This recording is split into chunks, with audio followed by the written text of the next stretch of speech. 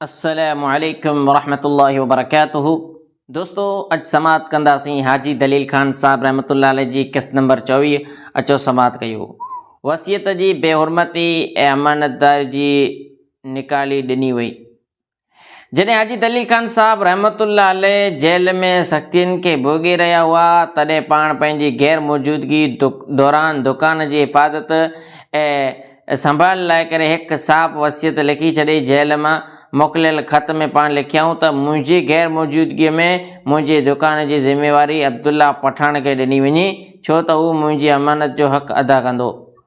जॾहिं मग़रिब जी नमाज़ खां पोइ ॻोठ जे मुअज़्ज़ज़ अॻेवान अॻियां इहा वसियत पढ़ी वई त ॻोठ जो सरपंच हाजी साहब जो दामाद हाजी अब्दुल्ला उर्फ़े हाजी बुद्धू ज़ोर सां एतराज़ कंदे चयाईं त छा असां सभु मरी विया आहियूं जो हिकु पठान हाजी असांजी दुकान खे संभाले?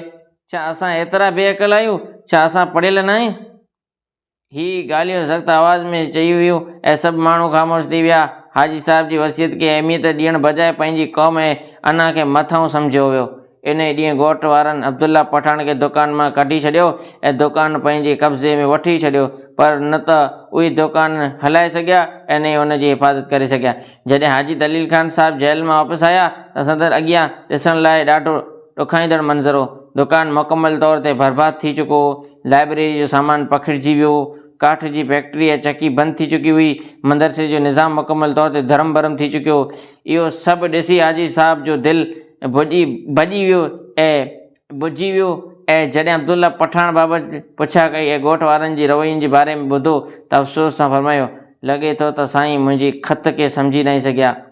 जेकॾहिं अब्दुल्ला पठान दुकान ते मौजूदु हुजे हा त मुंहिंजी हिकु शइ बि गुम न थी आहे, यानी हिकु सुई बि गुम न थी आहे। इहो हाजी साहब जी ज़िंदगी जो हिकु ॾुखाईंदड़ मोड़ हो, जंहिं न रुगो संदनि महिनत खे नुक़सानु पहुचायो पर संदनि एतमाद खे बि वॾो धकु रसायो। वसीयत जी बेहुरमतीअ में अमानतदारी जी निकाली ॾियण जो ई वाक़ियो ॻोठ वारनि जी ग़लतीअ ऐं हिकु इज्तिमाही नुक़सान जो सबक़ु आहे, जेको सदाईं यादि रखणु जहिड़ो आहे। दोस्तो अव्हांखे इहा किस्त कहिड़ी लॻी ऐं ॿुधाइजो ऐं कॉमेंट जे अंदरि कुझु बि लिखिजो।